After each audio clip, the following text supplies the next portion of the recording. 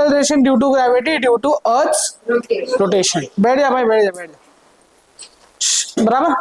ध्यान दो ये topic, this is a combination of circular motion and gravity together. ये आपका अर्थ है, ओके बराबर। ये अर्थ का सेंटर है C, clear. This is radius R. ये एक पॉइंट है जहां पे पर्सन खड़ा है, ओके क्लियर। ये पॉइंट पे पर्सन खड़ा है और ये पॉइंट पे उसको ग्रेविटी लग रहा है जी। एक्सलरेशन ड्यू टू ग्रेविटी कितना लग रहा है उसे जी, तो फोर्स कितना हो जाएगा एम जी, बराबर। कोई डाउट? सेंटर की तरफ ही लगता है ना, बराबर। तो ये एक्सिस रोटेशन का है। एक्चुअल अर्थ का रोटेशन का एक्सिस ऐसा होता नहीं है, वो टिल्टेड होता है, बट इस केस में हम उसको एकदम स्ट्रेट पकड़ रहे हैं, ठीक है, ऐसा रोटेट कर रहा है। ये भी रेडियस आर होगा, बराबर। ये एंगल को मैं बोल देता हूँ फाई। क्या बोल देता हूँ मैं एंगल को? Phi, okay. तो जो बंदा घूम रहा है वो ये वाले सर्कल में घूम रहा है, बराबर। तो ये अगर फाई है तो ये भी क्या हो जाएगा? फाई।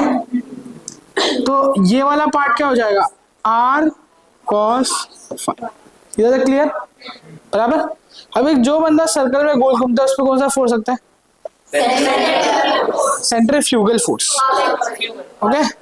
तो यहाँ पे जो बंदा गोल घूम रहा है ड्यू टू अर्थ रोटेशन, उसको एग्जैक्टली इधर लगेगा या इधर फोर्स लगेगा? इधर या इधर? इधर, सर्कल के बाहर, बराबर, right. M omega square R cos, बराबर। ये इतना फोर्स लगेगा उस पर आउटवर्ड, बराबर। इधर तक क्लियर। अभी मैं ये वाले पार्ट को थोड़ा एक्सटेंड कर देता हूँ, ठीक है। तो अगर ये फाई है तो ये भी क्या हो जाएगा? फाई, वर्टिकली ऑपोजिट एंगल से। तो ये वाला कंपोनेंट क्या हो जाएगा? M omega square R cos square phi. ये कॉस फाई पहले से है, फिर ऊपर से और उसका कॉस ले लिया तो कॉस स्क्वायर फाई। इधर तक क्लियर, पक्का? अच्छा, और वो क्यों किया? देखो वो भी समझा दो। अच्छा देखो, ये आपका था आर कॉस फाई, मतलब M omega square R cos phi. आपको चाहिए ये वाला कंपोनेंट, बराबर, और ये है फाई। तो इसका ये कॉस कंपोनेंट है, तो ऑलरेडी ये कॉस है और एक कॉस ले लोगे तो क्या हो जाएगा? Cos square. तो ये जाएगा आर कॉस स्क्वायर फाई। समझा? ये ऐसा आ गया। तो ये लेने का पर्पस क्या है? देखो, ये क्या है? आउटवर्ड पुश है और उसका एक इनवर्ट पुश है एम जी, बराबर। दोनों एक दूसरे को क्या है? अपोज कर रहे हैं। तो मतलब जो नेट एम जी लग रहा था वो क्या हो जाएगा? कम हो जाएगा। क्या हो जाएगा? नेट एम जी क्या हो जाएगा? कम हो जाएगा। तो मैं बोल सकता हूँ M G effective, M G effective जो एक्चुअल इफेक्टिव लग रहा है उसको, that will be original M G minus M omega square R cos square phi, बराबर। एम एम एम कैंसल, तो therefore G effective will equal to ji minus M omega, M नहीं omega square cos square, बराबर, ठीक है। हाँ बोलो, क्या बात है आज आनंदी वो तो है यार। बोलो बोलो। देखो, एक आपको ग्रेविटी जैसे एम जी लग रहा है, बराबर। एक आपको अर्थ के रोटेशन की वजह से M omega square R cos square phi लग रहा है, बराबर। दोनों का डायरेक्शन क्या है? ऑपोजिट। सो नेट और सेम एंगल में ना पैरेलल है, तो डायरेक्टली उनका जो नेट वैल्यू होगा क्या होगा? माइनस करके। तो ये आपको एक्चुअल फोर्स लग रहा है, समझा? ओके। अभी when at equator, when at equator, जब आप इक्वेटर पे होगे तो आपका कॉस फाई मतलब फाई क्या हो जाएगा आपका 0, तो आपका कॉस स्क्वायर फाई क्या हो जाएगा 1 which is the maximum value of cos, तो वो टाइम पे आपका जी इफेक्टिव मिनिमम हो जाएगा, बराबर। तो मतलब gravity at equator is the lowest, acceleration due to gravity at the equator is the lowest, and when at poles तो वहां पे फाई हो जाएगा 90, तो cos स्क्वायर फाई हो जाएगा 0 विच इज द मिनिमम, तो आपका जी इफेक्टिव वो टाइम पे हो जाएगा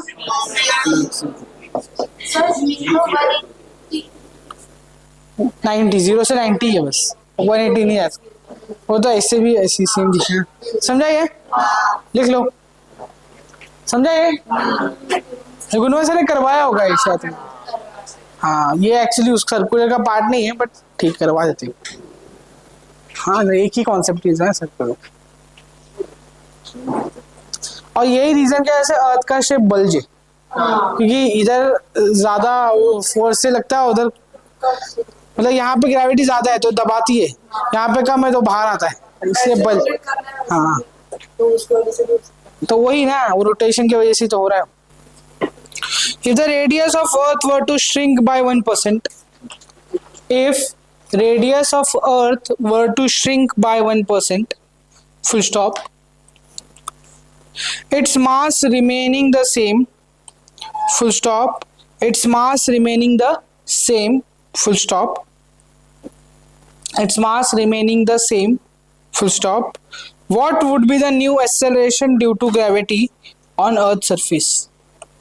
What would be the new acceleration due to gravity on Earth's surface? Question is very simple. Original Earth का G है that is Gm by r square, बराबर। ये जो नया जो G बन जाएगा G डैश बोल देते हैं, it will be Gm by 99 r by 100 whole bracket square, क्योंकि 1% कम हुआ ना, तो 99% है, राइट। दोनों को डिवाइड कर देते हैं तो g dash upon g will equal, ये कट जाएगा ये कट जाएगा, जी डैश ना तो डिनोमिनेटर में आएगा ना उल्टा, तो हो जाएगा R square upon 99 square R square upon 100, मतलब ऊपर आ जाएगा 100 स्क्वायर, तो ये कैंसिल होगा, तो 100 स्क्वायर डिवाइड बाय 99 स्क्वायर आएगा, 100 square divide by 99 square, it is around 1.02.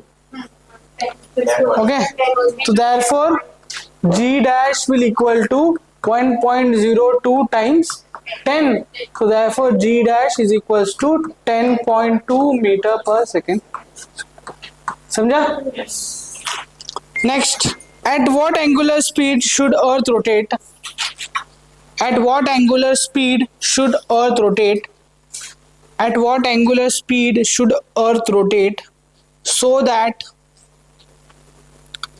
at what angular speed should Earth rotate so that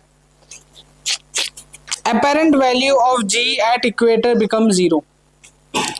Apparent value of G at equator becomes 0.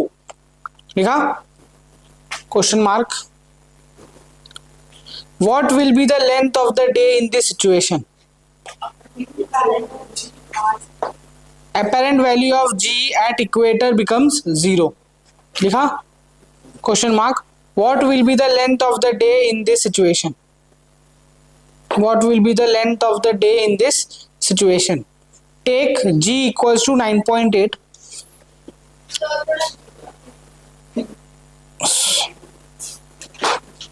लिखा क्या? What will be the length of the day in this situation? Take G, small g ना small g, 9.8 metre पर second square, तो पता ही है। Radius of the earth is 6400 kilometres. भाई सब लोग ट्राई करो यार, तुम ट्राई नहीं करोगे तो कैसे आएगा तुमको। हमारे पास इसका क्या था, ये कौन से टाइप का है, रोटेशन की वजह से अर्थ का, राइट। तो जी इफेक्टिव था हमारे पास g minus omega square R cos square five, बराबर। इन्होंने क्या बोल दिया कि it is at equator, equator मतलब फाई विल बी 0 डिग्री, तो cos square phi will be 1। तो हो जाएगा g effective is equals to ji minus omega square R. और इन्होंने क्या बोला, इक्वेटर पे नेट ग्रेविटी क्या है, 0। 0 is equals to ji minus omega square R, therefore omega square is equals to G by R. G is 9.8 divide by 6.4 वो है ना, तो मैं इसको 6.4 इंटू 10⁻6, पूछो 6 क्यों, किलोमीटर का 3 और 6400 का और 3 ले लिया, बराबर। तो इसको डिवाइड करते तो आता है आपको 1.53125 इंटू 10⁻6। ओके, इसका रूट ले लोगे तो ओमेगा आ जाएगा आपको, कितना है आप लोग को 1.26 इंटू 10⁻3, बराबर। क्या हो जाएगा, रेडियन पर सेकेंड।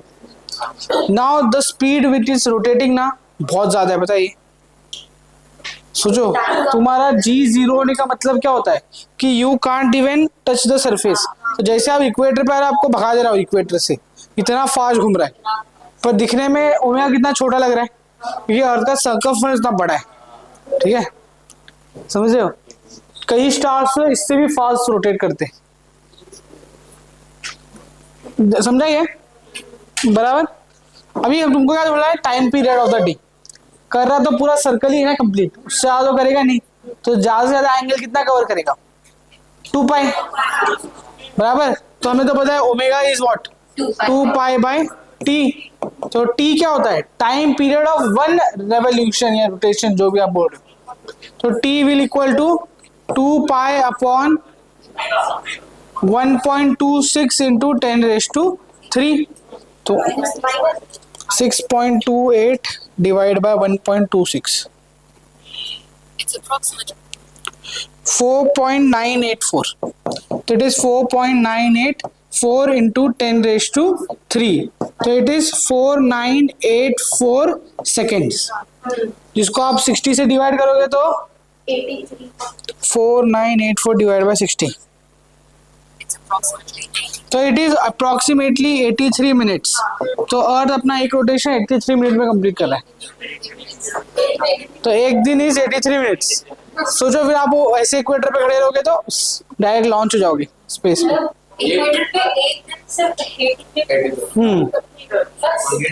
इक्वेटर पे नहीं, पूरे वर्ल्ड में एक दिन 83 मिनट्स। पर इसमें कितना अच्छा होगा बताएं, नहीं अच्छा तो कुछ होगा नहीं, और का जो मिडिल पार्ट है ना इक्वेटर, वो बहुत ज्यादा बल्ज हो जाएगा, तो और दब जाएगा होते से। हाँ नहीं, फ्लैट तो नहीं हो पाएगा, पर दब जाएगा, हाँ। फिर उसके बाद जो लॉन्चिंग स्टेशन वो सब इक्वेटर पे रहेंगे, तो वहां से लॉन्चिंग इजी नेट ग्रेविटी इसी अरे तू बता, तूने वो बनाया है, बॉल बनाया है, ठीक है, उसको गोल घुमाया जोर से, तो बीच के पार्ट से निकलते हैं ना, तो निकल के बाहर नहीं जा पाएगा, तो क्या हो जाएगा, पुश हो जाएगा ना आउटवर्ड, तो बल्ज शेप बन जाएगा। ऐसे सारे प्लैनेट्स का हो गया नहीं, रोटेशन के स्पीड पे डिपेंड करता है और मैटर पे डिपेंड करता है।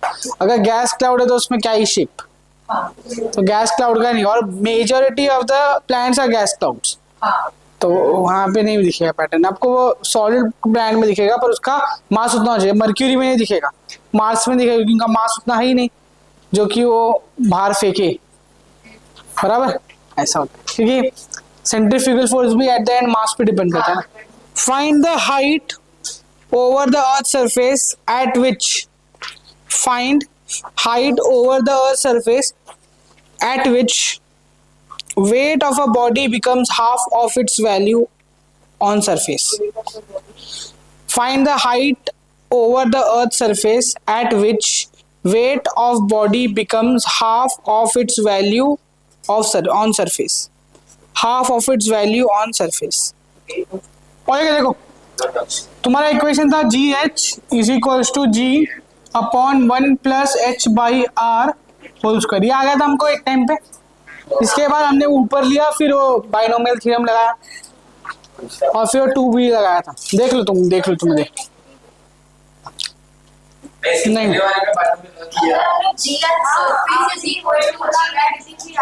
मैं √2 - 1 बोला। चलो देखो अभी मुझे बताओ क्या बोला था मैंने, हाफ आना चाहिए बराबर ना, तो इसको m से मल्टीप्लाई कर देते।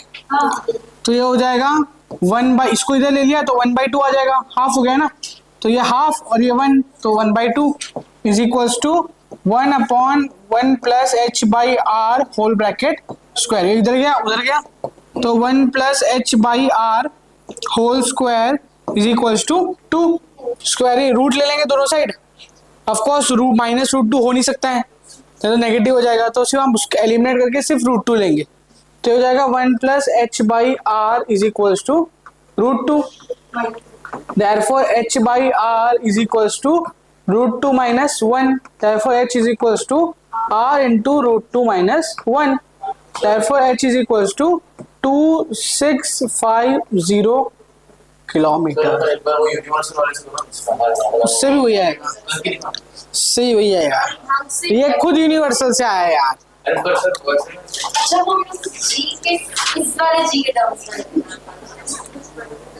यूनिवर्सल का देख लो, जी है Gm/r²,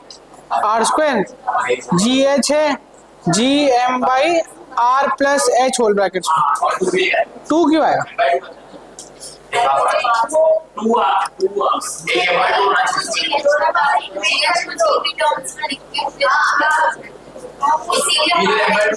mass of the planet change नहीं हुआ है, weight of the body change है।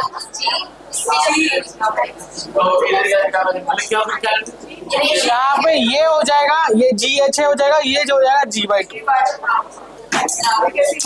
If diameter of a planet is 4 times that of Earth, if diameter of a planet is 4 times that of Earth,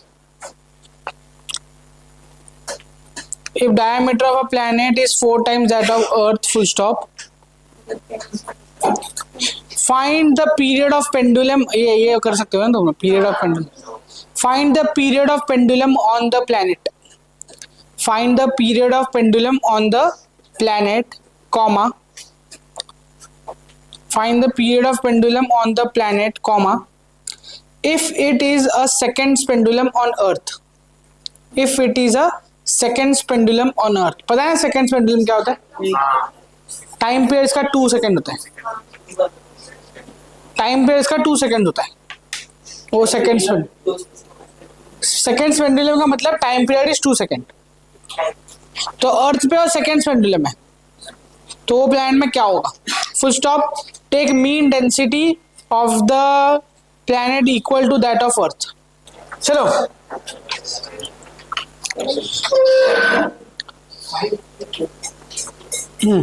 करें तो time period on earth is t equals to 2 pi root of L/g is equals to 2 seconds, क्योंकि seconds pendulum का 2 second होता है। Okay, now अभी हमें time period ढूंढना है नए प्लैनेट में, जिसका होगा अगेन 2 पाई सेम होगा, L सेम होगा, G डैश होगा पर। ठीक है, अभी ये G डैश को समझते क्या है। G क्या होता है हमारे अर्थ का नॉर्मल Gm/r²। पहले उन्होंने क्या बोला, दोनों का डेंसिटी सेम, मास नहीं है, तो हम डेंसिटी के टर्म में कन्वर्ट करते हैं। ठीक है, तो ये हो जाएगा Gm के जगह हो जाएगा rho 4/3 pi r³ upon r²। Cancel cancel 1 बचेगा इधर, तो it will be 4/3 G rho pi r, 4 pi G rho r बराबर। और जो नए प्लैनेट का बनेगा G dash, that will be कितना टाइम रेडियस बढ़ी है, तो इट विल बी G, इसका डायरेक्ट लिख देता हूं 4 पाई G रो 4 का क्यूब 64, 4 का स्क्वायर 4 बचेगा मतलब ना, तो ये हो जाएगा 16π/3 G रो r बराबर। राइट, दोनों को डिवाइड कर देते हैं, G'/G विल इक्वल टू, सब कुछ कट जाएगा बराबर, बचेगा सिर्फ 4, तो G डैश कितना हो जाएगा 4 टाइम्स ऑफ जी। मतलब आप लॉन्ग कट कर लिया, आप इसको और शॉर्टकट में भी कर सकते थे।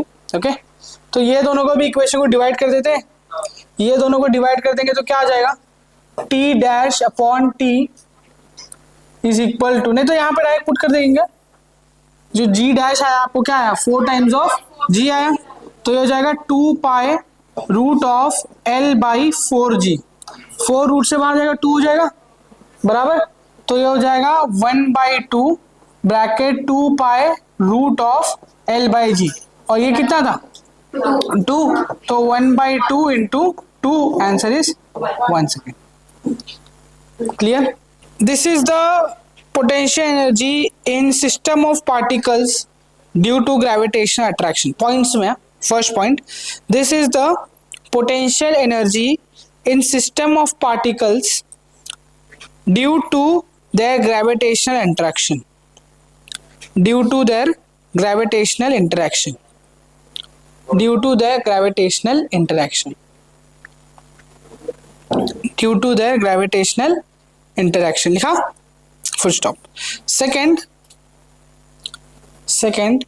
it is the work done in assembling, it is the work done in assembling, it is the work done in assembling the system of particles, it is a work done in assembling system of particles in given configuration, it is work done in assembling system of particles in given configuration, in given configuration from infinite distance, from infinite distance against the gravitational forces of system, infinite distance against gravitational force, against gravitational force. तो second point को तो ध्यान से पढ़ो, तो उन्होंने क्या बोला कि ये वर्क डन है जो आप यूज कर रहे हो इन्फिनिटी से पार्टिकल को लेकर आने के लिए। पर आप मुझे बताओ, क्या आप सही में वर्क डन कर रहे हो? क्योंकि सिस्टम खुद अट्रैक्टिव है, तो सिस्टम खुद कर रहा है, तो आप कर रहे हो नहीं, कर रहा कौन है, field.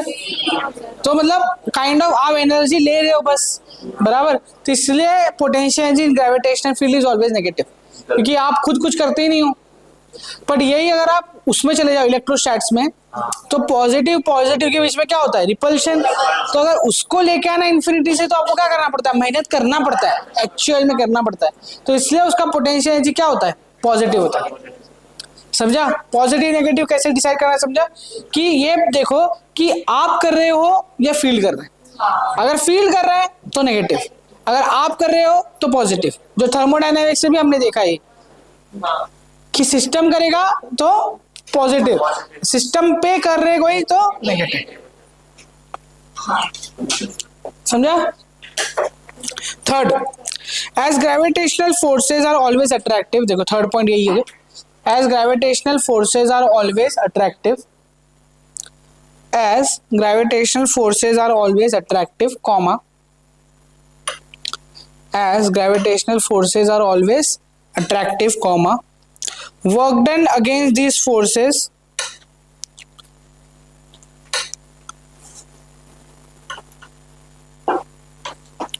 work done against its forces is always negative.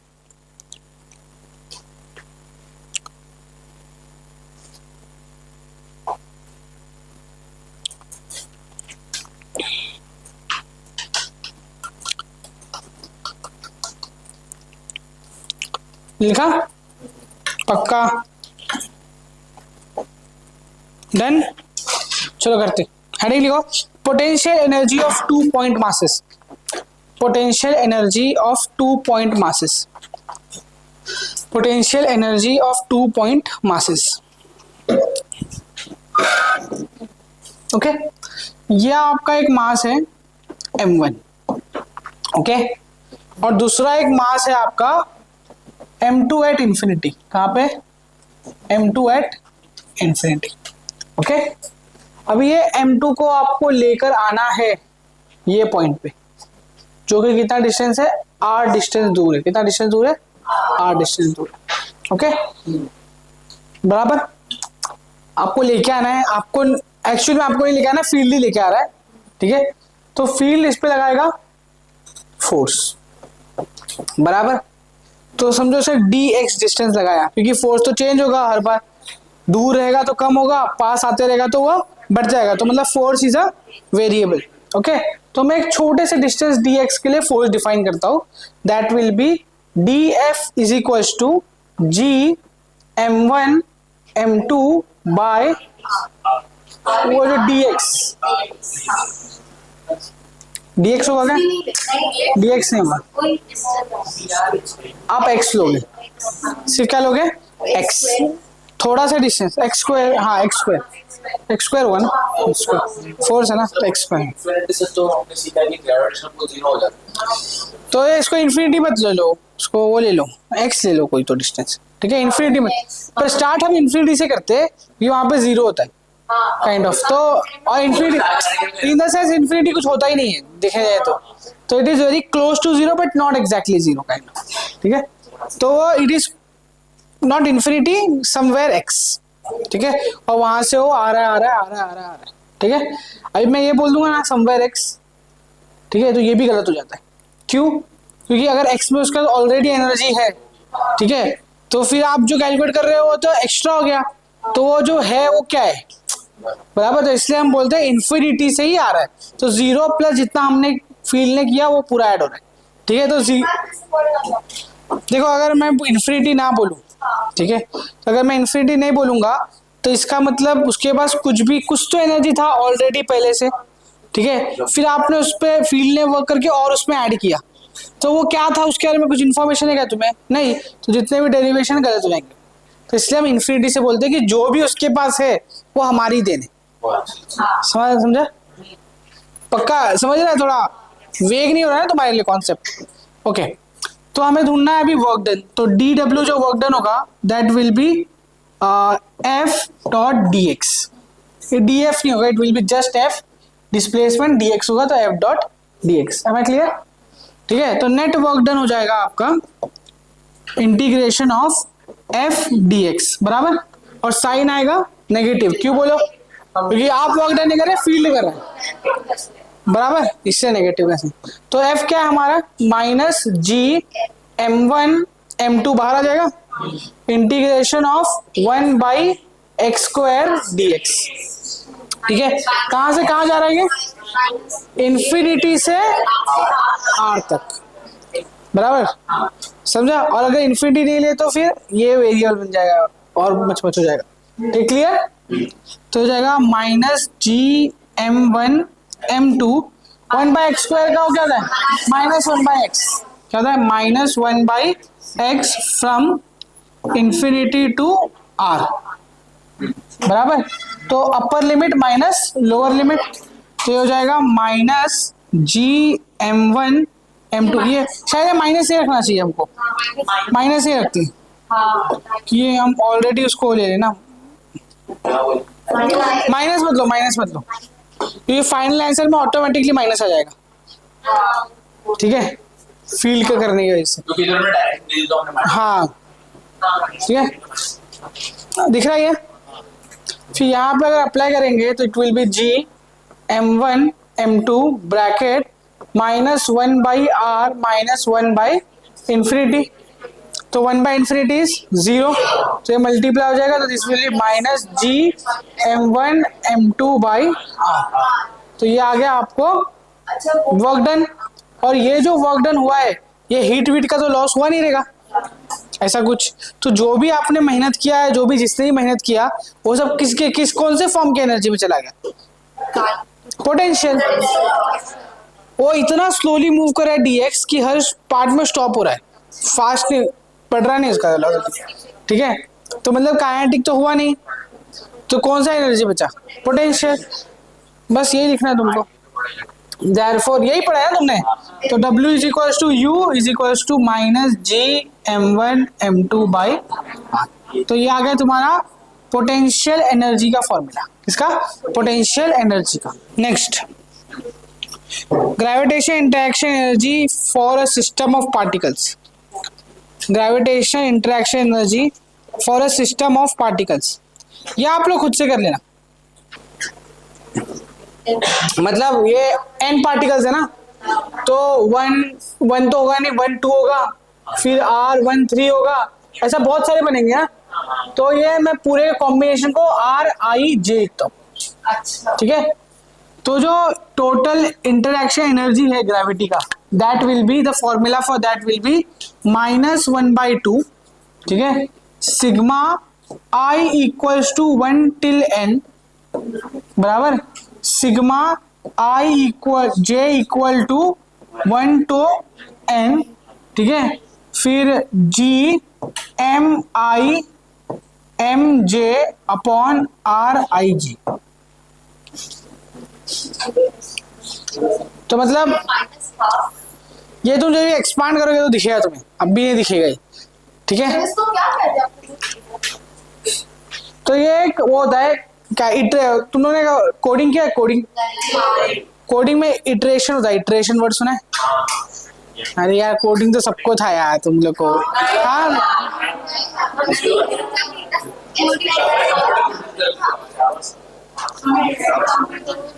हाँ रोज और कॉलम्स में इटरेशन होता था ना। हाँ सेट बनाते थे, या तो एरे, एरे पता है? एरे तो तुम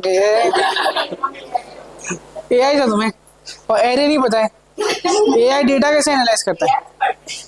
एआई में देखो, एआई कुछ होता नहीं है, it is just data set जो एक एल्गोरिथम पे चलता है। तो array is very important. Array क्या होता है? एरे इज बेसिक, एक ए है, ठीक है, इसके अंदर बहुत सारे नंबर है, 1 2 3 4 5 6, ओके। तो ये हर नंबर के लिए एक नंबरिंग होता है, इनका प्लेस वैल्यू। तो उसका प्लेस वैल्यू क्या होता है? 0 1 2 3 4 5। हाँ सेट काइंड ऑफ सेट, ठीक है। तो तुम्हें अगर ऐसा है कि सबको मल्टीप्लाई करना है 1 को 2 से, तो तुम लिखते हो कि I इसका वो है स्टार्ट होगा और मल्टीप्लाई होगा J विच इज I+1, ठीक है। तो ये दोनों मल्टीप्लाई होंगे, तो ये इसके लिए तो एक बार I आएगा 0, तो J हो जाएगा 1, तो 0 into 1, फिर आ जाएगा I equal to 1, I equal to 1, फिर J हो जाएगा 2, तो 1 इंटू, तो ये इंटू ये, ऐसा। तो समझा इटरेशन? समझा क्या होता है कि क्या होगा? देखो बेसिक इटरेशन क्या है, ये सिग्मा का मतलब है the value of I goes from 1 to n and value of J also goes from 1 to n, बराबर, ठीक है। तो यहाँ पे आप देखोगे तो यहाँ पे आएगा M1 ठीक है, R11 बराबर 0 बराबर, R121 0 हो जाएगा, तो ये पूरा पार्ट 0 बराबर। फिर M12 आएगा और M21 भी आएगा बराबर, तो ये दोनों सेम हो रहा है, 1 2 और 2 1 क्या है? सेम। तो एक ही चीज दो बार रिपीट हो रहा है ना, ऐसा 3 1 और 1 3 भी आएगा, तो इसके लिए हाफ से डिवाइड कर दिया। देखो ये 3 है d डिस्टेंस पे बराबर, तो इनका जो इनिशियल ग्रेविटेशनल हो जाएगा वो हो जाएगा Gm1 mm²/d, और तीनों का सेम है, इट विल बी -3Gm²/d बराबर। फिर उसके बाद ये 2d हो गया, यहाँ चला गया, यहाँ तो ये 2d हो गया, तो हो जाएगा -3Gm²/2d बराबर। तो जो वर्क डन किया होगा आपने that will B U final minus U initial. U final क्या है आपका? -3Gm²/2d minus minus plus 3Gm²/d, तो इसको ऊपर नीचे 2 से मल्टीप्लाई कर देते, तो ये हो जाएगा 6 माइनस 3 3Gm²/2d, 2d आया। अगर हम लोग वो वाले मेथड से करें जिससे हम अपना वर्क ढूंढा था और डायरेक्टली d से 2d लिमिट्स लगा के चलेगा, बट वो ही हो गया ना। You have a easier way to do it, but you are taking the longer route. Next, two particles. Of masses two particles, नहीं प्लस होगा F minus U final minus उल्टा क्या हुआ? Final में सेकंड आएगा। two particles of masses m1 and m2 two particles of masses m1 and m2 are initially at rest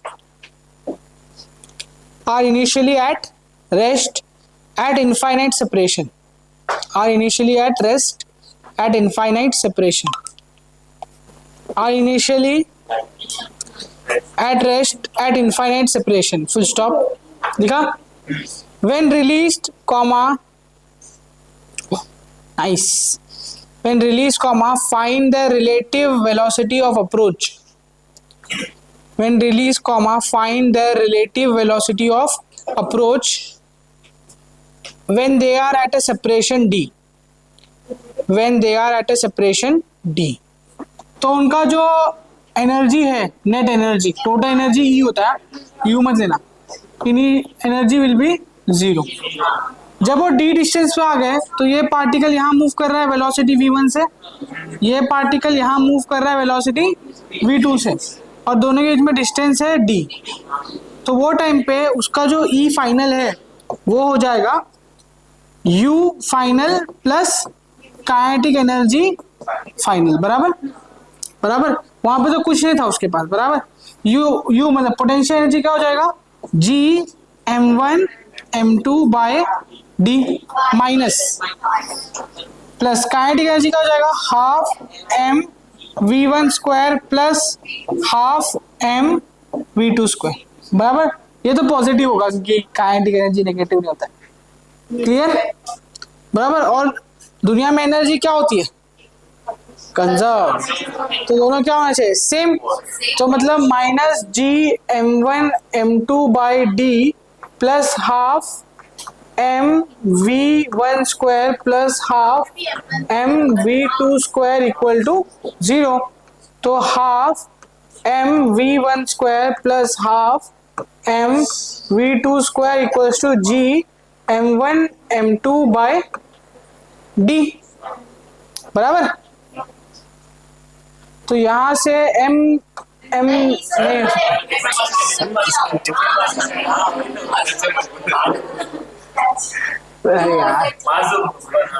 shit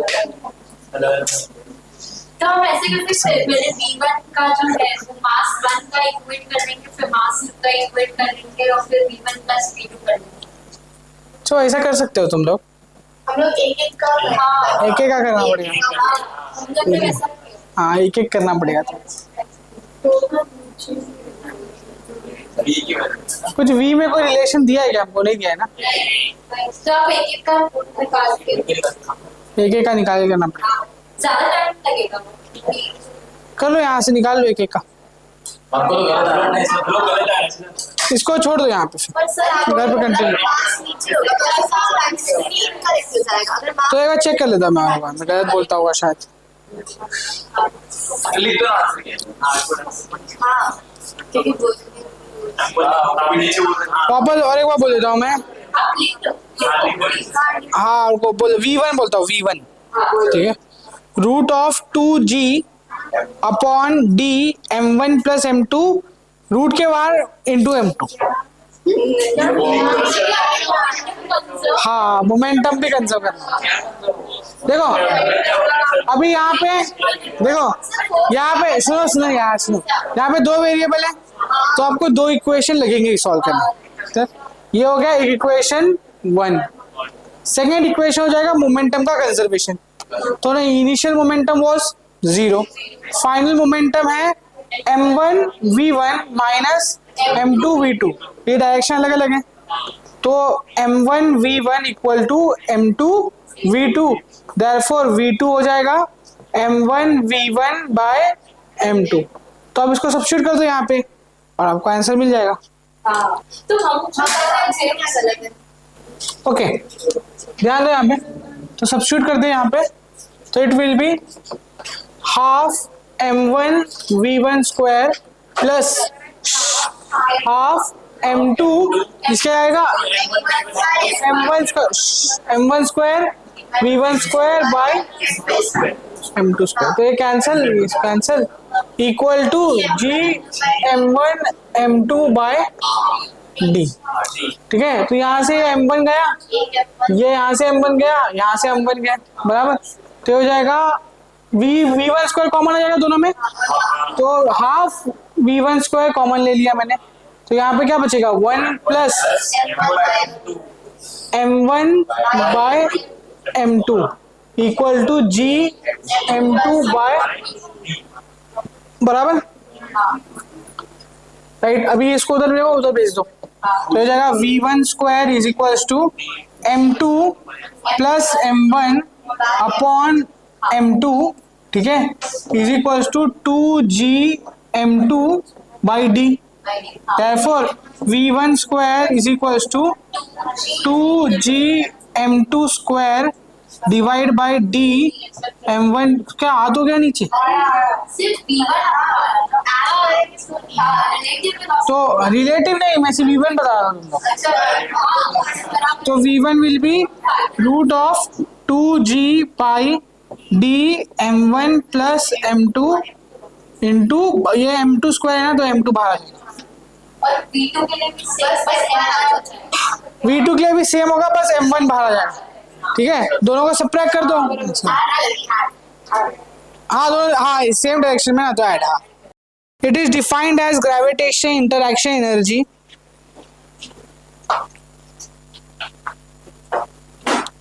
It is defined as gravitational interaction energy.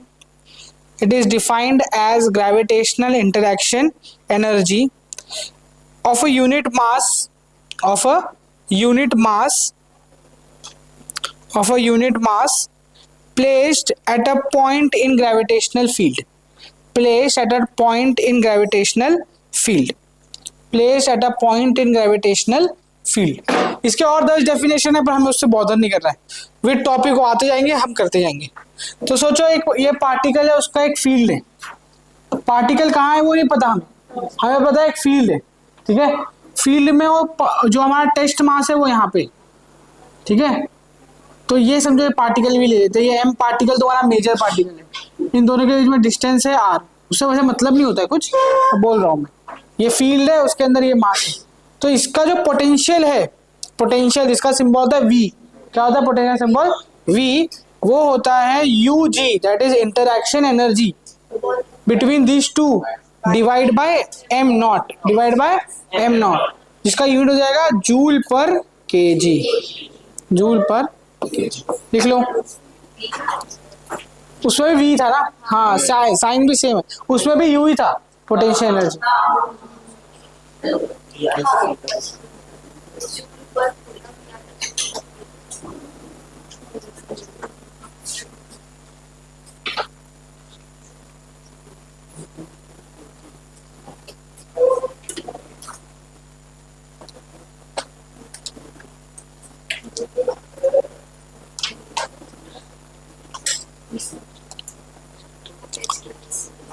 Done,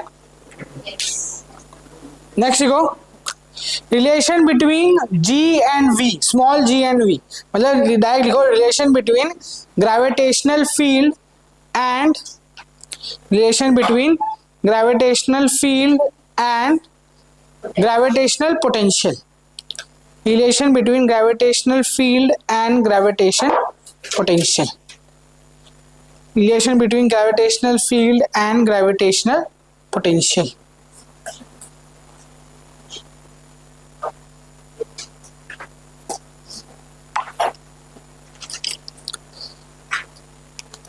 relation between gravitational field and gravitational, और relation बहुत होते हैं। ठीक है, हम दोनों relation बता देता हूँ मैं तुमको, तुमने डिराइव किया होगा शायद लेक्चर में। ठीक है, अगर तुम्हें v ढूंढना है, तुम्हें ढूंढना है g ढूंढना है, क्या ढूंढना है, g ढूंढना है, और तुम्हें v गिवन है, v क्या है गिवन।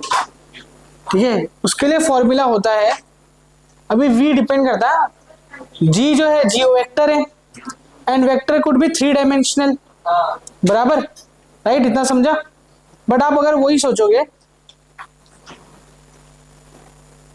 समझा, चलो देख लेते, वेक्टर कुड बी 3 डायमेंशनल, और जो v है वो तो क्या है स्केलर, तो आपको स्केलर से वेक्टर निकालना है। क्या करना है? स्केलर से वेक्टर निकालना है। ये चीज को, ऑपरेशन को हम बोलते हैं ग्रेडियंट। क्या बोलते हैं इसको? ग्रेडियंट। तो आपको लिख लो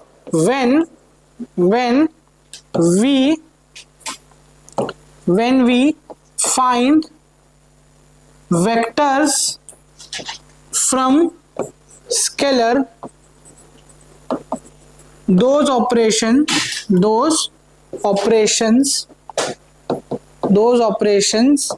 are called gradient.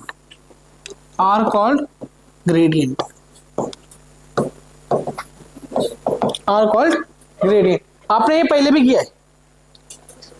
Work power energy में आपने देखो पोटेंशियल एनर्जी से फोर्स निकाला था।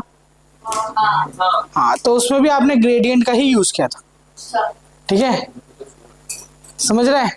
कंजर्वेटिव फील्ड के लिए। और इधर भी आप वही कर रहे हो, क्योंकि देखो मैंने क्या बोला, फोर्स इज अ, देखो फील्ड इज अ छोटा भाई ऑफ फोर्स, ठीक है, एंड पोटेंशियल इज अ छोटा भाई ऑफ पोटेंशियल एनर्जी। तो वो चैप्टर में तुम्हें फील्ड व्हील तो पढ़ाया नहीं था, तो तुम्हें उसके बीच में रिलेशन दे दिया था, फोर्स और वर्क डन, पर दोनों का रिलेशन सेम है। तो होता क्या है, G is a negative gradient of V। G is a negative gradient of V, जिसको आप अगर फुल फॉर्म में ऐसे लिख सकते हो, G bar is equals to, देखो ध्यान दो, बार माइनस ब्रैकेट डो V बाई डो X I कैप प्लस डो V बाय डो Y J कैप प्लस डो V बाय डो Z K कैप। समझो तुमको दिया है V is equals to 3x square Y Z, 3x square Y Z, ये आपको दिया है पोटेंशियल एनर्जी, बराबर। अभी जब भी आप लिखोगे डो V बाय डो एक्स, डो V बाय डो एक्स, तो वहां पे x is the only variable, x is the only variable. But in reality अगर आप नॉर्मल डिफरेंशिएशन करते हैं तो x भी वेरिएबल है, y भी है, z भी है, बट पार्शियल डिफरेंशिएशन में जो नीचे है ना, सिर्फ वही वेरिएबल है, बाकी सब कांस्टेंट है, बाकी सब कांस्टेंट है, बराबर। हाँ बराबर। तो ये जगह डो पे एक सॉल्व करते, डो V बाई डो x सॉल्व करते, तो यहाँ पे x is the only variable, तो x स्क्वायर का क्या हो जाएगा, 2x हो जाएगा। तो 3 ऐसे ही रहेगा, y भी ऐसे ही रहेगा, z भी ऐसे रहेगा, बस x का 2x हो जाएगा, तो ये हो जाएगा 6xyz। फिर हम ढूंढते हैं डो V बाय डो y, डो V बाय डो y, बराबर। तो यहाँ पे ये भी कांस्टेंट, ये सब तीनों क्या हो जाएंगे, कांस्टेंट, सॉरी y ये z हो जाएगा कांस्टेंट, तो y का डिफरेंशिएशन 1, बराबर। तो क्या बचेगा 3x बराबर, फिर डो V बाय डो z, 3x स्क्वायर y, बराबर। सबको पुट कर दो, तो आपका E जो G है ग्रेविटेशनल फील्ड, वो आ जाएगा minus of 6xyz I cap plus 3x square z j cap plus 3x square y, बराबर।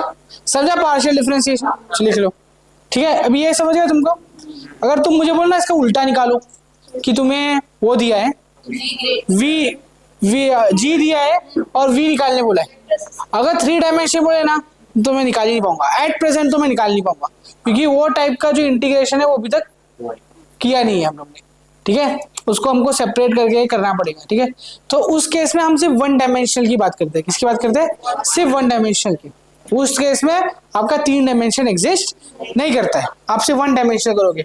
अगर आप 1 डायमेंशनल करोगे तो आपका जो फॉर्मूला था उसमें डो लेने की जरूरत है क्या, नहीं, तो उसको आप डायरेक्ट ले सकते हो, G बार G वो is equals to minus dV by dx I cap, बराबर, राइट। ये I कैप भी लिखने की जरूरत नहीं है क्योंकि सब कुछ x एक्सिस में होगा, क्लियर, बराबर। तो वहां से आपको V क्या मिल जाएगा, V मिल जाएगा minus of integration G dx, क्या बन जाएगा, minus of integration G dx, समझा। एक में डिफरेंशिएशन मतलब V ढूंढना है तो इंटीग्रेशन, G ढूंढना है तो डिफरेंशिएशन। नेक्स्ट करते हैं, अभी थोड़े उस पर आते हैं। Gravitational potential due to, point mass तो नहीं ले रहे हम, डायरेक्ट ले रहे। Gravitational potential due to uniform ring, gravitational potential due to uniform ring, gravitation potential due to uniform ring. चलो मैं करूं? नहीं नहीं, मैं एक कर देता हूँ, फिर तुम लोग हार्ड वाला करो, ठीक है? चलो, ये रिंग है, इसका तुम्हें ग्रेविटेशनल फोर्स ढूंढना है एट इट्स सेंटर। तो first at centre, sorry force नहीं, ग्रेविटेशनल पोटेंशियल, ग्रेविटेशन पोटेंशियल ढूंढना, क्लियर? तो मैं अगेन एक छोटा सा पार्ट कट करता हूँ डीएम मास का, ओके? और वो कितने डिस्टेंस पे दूर होगा? आर डिस्टेंस दूर। कितना डिस्टेंस दूर होगा? आर डिस्टेंस दूर, ओके? तो इसके वजह से एक छोटा सा पोटेंशियल होगा डीवी, ठीक है, जो कि क्या होगा? जी डीएम बाई आर। ये कैसे आया देख लो, ये आया कैसे? मेरा V क्या था? U G by M not था, बराबर? पोटेंशियल एनर्जी का फॉर्मूला क्या था? G M not by R upon M not, बराबर? एम नॉट कैंसल, तो जी एम बाई आर। समझा कहां से आया? बराबर? तो यहां से आ गया मेरे को। और साइन नेगेटिव होगा वो तुम लास्ट में डाल दिया करो याद से, ओके? ये हो गया छोटे के लिए। अब मुझे इसको करना है क्या? नेट ढूंढना है इसका v, तो हो जाएगा इंटीग्रेशन ऑफ dv, तो हो जाएगा integration of g dm by r। तो यहाँ से r तो कांस्टेंट है, बाहर आ जाएगा, g भी कांस्टेंट है, बाहर आ जाएगा, तो हो जाएगा g by r integration of dm। अब ये dm मिलाओगे तो पूरा m बन जाएगा, कुछ ऐसा रिलेशन तो है नहीं ना, छोटे छोटे dm मिला के m बन जाएगा, तो हो जाएगा gm बाई, साइन नेगेटिव तो इसका रीजन लिख देना, बिकॉज इट इज अट्रैक्टिव और वॉट एवर, डायरेक्ट साइन लिख देना। एक्सियल तुम्हें पता तो कर देते ना सॉल्व। ये रिंग है और इसके ये डिस्टेंस दूर, z डिस्टेंस दूर पॉइंट है p, इस पे निकालो पोटेंशियल, पॉइंट p आ गया।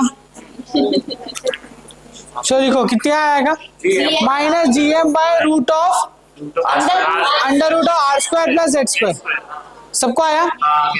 सिंपल था, वही m को dm को m कर दिया।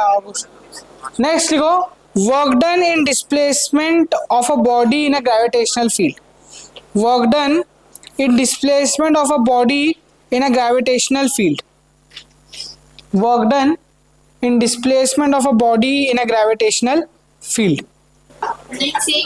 of a body in a gravitational field।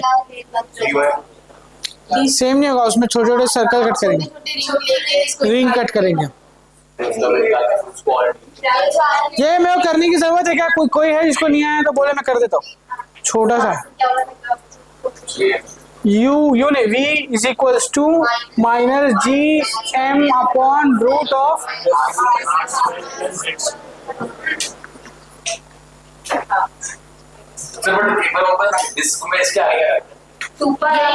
Disc में छोटे छोटे सर्कल कट करने पड़ेंगे, उसका dx लेना पड़ेगा, फिर उनको और इंटीग्रेट करना पड़ेगा, जब आएगा तब करते हैं। हाँ ये dv होगा। चलो डन। वर्क डन क्या देखते हैं? Work done displacing a body in a gravitational field. तो ग्रेविटेशनल फील्ड है, एक बॉडी है यहाँ पे ए पॉइंट पे, वो घूम के बी पॉइंट पे चला गया, ओके? तो उसमें उससे वर्क डन क्या होगा कुछ तो, बराबर? और वर्क डन हमने पहले भी निकाला है, क्या होता था work done? U F, you final minus you initial, बराबर? तो यहाँ पे आप यू फाइनल को बोल सकते हो you B minus U A, बराबर? राइट? एज हमने क्या पढ़ा कि जो v होता है वो होता है u बाई एम नॉट, बराबर? देयरफॉर यहां से मैं बोल सकता हूँ कि u b is equals to V B into M not and U A is equals to V A into M not, बराबर। इसको यहाँ सब्स्टिट्यूट कर देते हैं तो ये हो जाएगा V B M not minus V A M not, तो एम नॉट आ गया बाहर, तो V B minus V A. Done. Test mass, random कोई भी mass, test mass. Okay done. यहाँ से therefore V B minus V A is equals to W by M, तो ये क्या हो जाएगा work done by mass. Work done by mass, देखो work done by mass, work done क्या होता है फोर्स इनटू डिस्प्लेसमेंट, बराबर right. Force into displacement, force क्या होता है मास इनटू एक्सेलरेशन, मास मास कैंसिल, तो ये हो गया एक्सेलरेशन इनटू डिस्प्लेसमेंट, बराबर ऐसा ही कुछ हो रहा है राइट। तो वो क्या हो गया एक्सेलरेशन मतलब क्या अपना electric gravitational field dot D X, तो इसको मैं ऐसे सकता हूँ ना, तो V B minus V A is equals to integration of G dot D X, समझा, बस लिख लो इसको। नेक्स्ट लिखो gravitation potential due to hollow sphere, खुद से डिराइव करो, हो जाएगा, शाबाश। आउटसाइड द स्फीयर, यहाँ पर outside, inside and on the surface, तीन केसेस है, outside, inside and on the surface. ये आपका स्फीयर है, ओके। इसके सेंटर से अगर आप x डिस्टेंस दूर जा रहे हो, कितना x डिस्टेंस दूर, तो that is outside the sphere, तो v outside will be minus gm by x, simple, क्योंकि पूरा स्फीयर एक पॉइंट हो गया और पॉइंट का जो इफेक्ट है वो लग गया, ठीक है। ये कांस्टेंट, समझा, ये फर्स्ट x तो पूरा सेंटर से ले लिया ना, outside the sphere, okay. Second देखते हैं, on the surface, on the surface it will be v inside, नहीं v surface minus gm by r, बराबर, ओके। थर्ड है इनसाइड, इनसाइड जो है वो होता है same minus gm by r, okay. हाँ ठीक है, क्यों बताओ, सरफेस पे जितने मास है जो इफेक्ट लगा रहे, सेंटर पे भी उतने ही मास है जो इफेक्ट लगा रहे, बराबर। सेंटर के पास आ रहे हैं, देखो ना, ये आपका नॉर्मल स्फीयर है, ये पॉइंट ले लो सरफेस पे, तो सरफेस पे ये सब लगा रहे, हर एक मास लगा रहे हैं, बराबर। अब सेंटर पे आ जाओ तो सेंटर पे भी हर एक मास लगा रहे हैं, और क्योंकि ये स्केलर है तो नेट एडिशन क्या होगा, सेम, बराबर। फिर आप बोलोगे ठीक है सेंटर पे मान लिया, अभी सेंटर को छोड़ के बाकी जगह पे, ठीक है, उन पे भी तो सेम ही मास लगा रहे, ठीक है। और दूसरा तरीका देखने का ये है कि V A minus V B, V A minus V B is integration of G dot D X, और सेंटर के अंदर क्या होता है, जी जीरो होता है, बराबर। तो ये पूरा क्या हो गया जीरो, तो V A minus V B क्या हो जाएगा जीरो, तो V A is equals to V B, बराबर। तो मतलब पूरे अंदर पोटेंशियल क्या है सेम, बाहर जाओगे तो बदल जाएगा क्योंकि जी बदल रहा है, बराबर।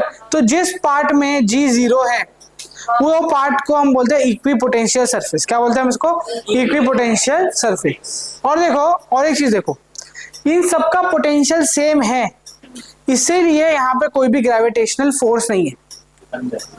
ये ग्रेविटेशनल फोर्स तब आता है जब पोटेंशियल चेंज होता है, ठीक है। ग्रेविटेशनल फील्ड भी नहीं है और फोर्स भी नहीं है इसके लिए, समझा। तो फ्लोट करेगा, फ्लोट करेगा, हाँ कैसे? तो ये तो डिराइव तो किया था हमने, उसके बाद हमने किया था एनीवेयर इनसाइड भी किया था, फिर मैंने ऐसा एक्स बनाया था तो फिर गया था, हाँ एक ज्यादा मास था, दूर था, एक कम मास था, पास था और सेम था। समझा ये? यही मेन था। तो यही तुम्हें ध्यान देना है। तो आपका ग्राफ बनेगा ऐसा, ये लो, ये नेगेटिव, ये y एक्सिस है, माइनस y एक्सिस, ये है प्लस x एक्सिस। तो देखो केसेस है कि ये x है आपका, जो r से कम, r फिर r से ज्यादा होता है। तो जब आप सेंटर पे होते हो तभी भी वो gm/r है, ठीक है। और कब तक gm/r है वो? जब तक आप r पे जा रहे हो। उसके बाद फिर वो कम होता है। पर ये ऐसा नहीं स्ट्रेट कम होगा ना? नहीं, 1/x का ग्राफ भी वैसे ही होता है। इंफिनिटी पे जाके देखो। हाँ,